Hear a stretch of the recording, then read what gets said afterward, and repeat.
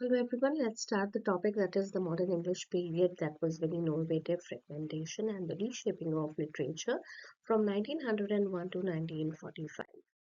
As we can see, the literary areas, the genres and the sub-genres, drama, fiction, non-fiction, poetry. Drama we consider comedy and tragedy. In fiction we say fantasy, folklore, historical, mystery, realistic fiction, romance, science fiction and thriller. In non-fiction, we write that is real and factual and actually happened, that is biography, autobiography, narratives, periodicals, and references. In poetry, we write using language and sounds in special ways to express our own ideas that can be lyric, narrative, and dramatic. So, in modern English period, there was a radical breakdown from tradition values. The old traditions were not considered and were not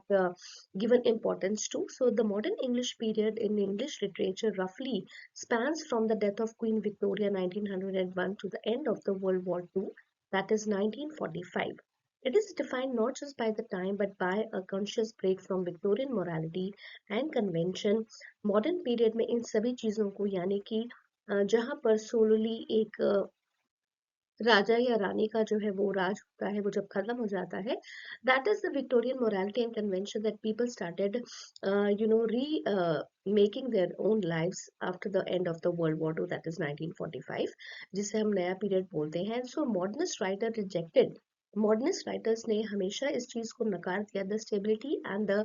optimism of the 19th century की जो चीजें चल रही थी the things were going on at that time they rejected the values the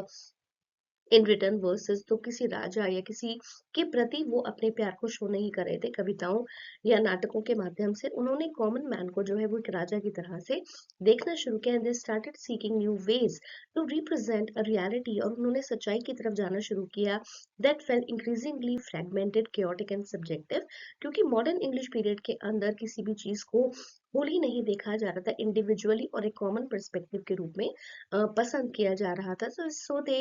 tried to write the fragmented and the chaotic यानी कि chaos बहुत ज्यादा कॉन्फ्लिक्ट्स वहां पर दिख रहे थे एक आदमी की बात को ना सुनकर सभी लोगों के पर्सपेक्टिव्स को जानने की कोशिश की जा रही थी so the trauma of the war क्योंकि वर्ल्ड वॉर टू के बाद जो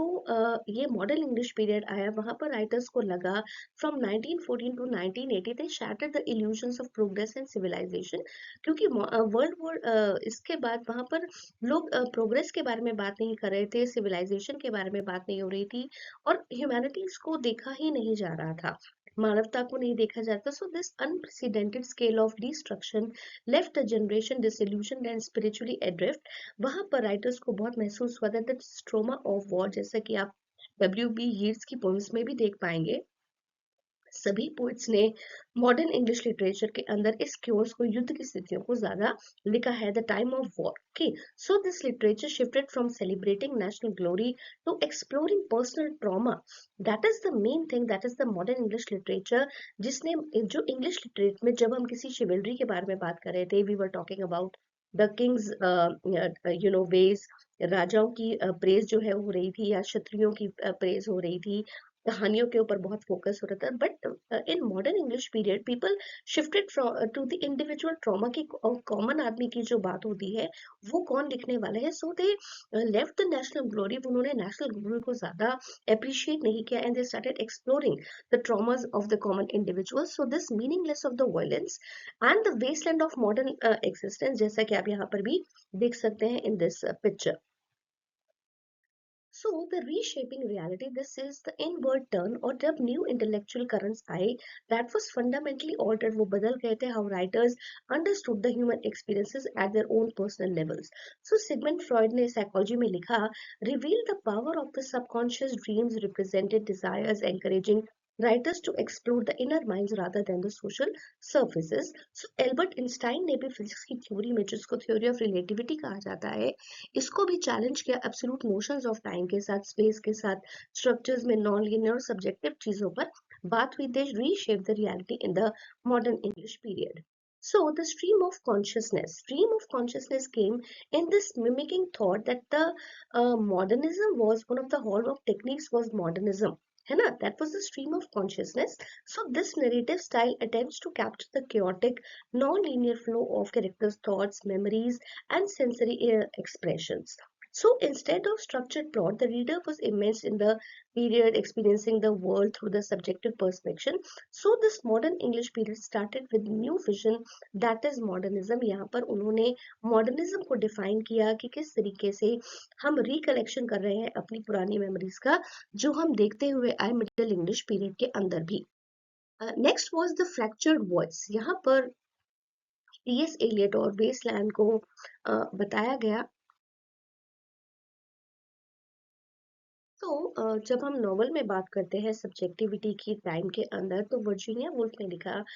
through her novel that the focus shifted from external social realism to internal psychological realities. Here Virginia Woolf championed the shift and argued that life is not a series of gig lamp symmetry arranged luminous halos. तो Mrs डेलोवे और to the light house जो उन्होंने अपने novels को लिखा, Virginia Woolf ने explore की time जो होता है वो धीरे धीरे धीरे धीरे निकल जाता है, चाहे वो मोमेंट्स है, चाहे वो लाइफ टाइम है, चाहे वो आपके पर्सनल एक्सपीरियंसेस है। The life keep on shifting from simple moments to big hours. Okay, so alienation and the city, we can see in this modern literature that was deeply concerned with the individual's place in rapidly changing world. The rise of metropolitan cities that brought a paradox, people were closer together physically yet more isolated socially. Modern literature का जो बहुत ज़्यादा प्रभाव हम ये देखते हैं कि इस संसार में जहाँ पर वर्ल्ड वॉर 2 के बाद की जो स्थिति थी, वहाँ पर मेट्रोपॉलिटन सिटीज का जो राइज था वो बहुत ज़्यादा हुआ and people were very closer, सभी एक दूसरे के साथ जुड़े हुए थे, बट सोशली और साइकोलॉजिकली वो सभी लोग अलग अलग महसूस कर रहे थे, because people were not sharing their own ideas and their values, their pain and their grief with the other people. So यहाँ पर थीम्स आती हैं अर्बन अलाइनेशन की, लोनलीनेस की, अकेलेपन की, difficulty of genuine communication to each other, respecting each other instead of respecting they were making fun. The satire was going on through modern literature. The communication gap was there. So it reflects the anxieties of newly industrialized society, because modern English literature का जितना भी आप impact देखते हैं वो सारा industrialized society के ऊपर focus हो जाता है, because वहाँ पर metropolitan और जो अकेलेपन की जो इच्छा है रहने की वो ज़्यादा लोग उसको पसंद कर रहे थे। So there was a shift in the perspective. दो जो एरिया था, जो पीरियड्स थे वो चेंज हो रहे थे। जैसे अगर आप वर्ल्ड व्यू देखते हैं इन विक्टोरियन एरा प्री 1901 में वो जो लिखने का जो तरीका था that was optimistic, belief in progress and other, but in modern period it became pessimistic, अपने बारे में सोच रहे थे, negative thinking was there, focus on लड़ाई झगड़ों पर बहुत ज्यादा ध्यान था, नुकसान के ऊपर बहुत ज्यादा ध्यान था। नरेटिव अगर हम देखते हैं विक्टोरियन एरा का, दैट वाज लीनियर, सीधा था, क्रोनोलॉजिकल था, एक के बाद एक जो है वहां पर रूलिंग पीपल वर कमिंग, और ओमनीसेंट था, सभी को देखा जाता था एक ही आंख से। But in modern period it shifted to fragmented, लोग तोड़ने लगे चीजों को, सब्जेक्टिव हो गए, बहुत ज्यादा सेल्फिश हो गए। फोकस कहाँ पर था विक्टोरियन एरा में, इन फ्रॉम प्री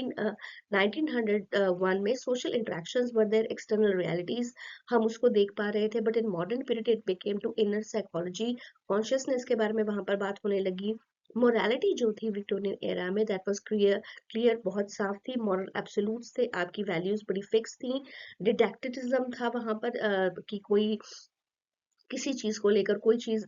गलत वहां पर फ्रेम नहीं हो रही थी। बट इन मॉडर्न पीरियड में जब हम देखते हैं फ्रॉम 1901 टू 1945, एम्बिग्विटी हर चीज के अंदर लेयर के अंदर लेयर है, and moral reality was there. Moral relativity means very much open things about, मतलब किसी भी चीज को लेकर बहुत ज्यादा क्लैरिटी होना, बट द पॉइंट इज कि आप जो कहना चाहते हैं वो आप नहीं कह पा रहे थे at that point of time. So this modern legacy was the modern English period fundamentally transformed what literature could do, है ना, कि क्या कर सकता है, but by breaking the rules वहां पर फॉर्म्स को तोड़ा गया, स्ट्रक्चर को वहां पर बहुत ज्यादा चेंज कर दिया गया, इंग्लिश ग्रामर को टोटली चेंज कर दिया गया। So it pave the way for post modernism and contemporary fictions. So it emphasises कि ह्यूमन माइंड की जो साइकोलॉजी होती है, जो कॉम्प्लेक्सिटी होती है, उसको एक ओपन वर्स के थ्रू जो है उसको बताने की वहां पर कोशिश की गई। So the question is that modern English period was like full of transitions, बहुत ज्यादा चेंज थे, बहुत क्लैरिटी वहां पर आ गई थी, totally, the grammar was totally changed, and they borrowed a lot of numbers, words from the French and Latin languages. They collected the words and they tried to transform and they tried to make the English language into a very simple mode of communication. So these are the sources from where we have taken the pictures. And thank you so much for exploring the modern English period. And one more PPT will be there with you. I'm going to share. So thank you for today.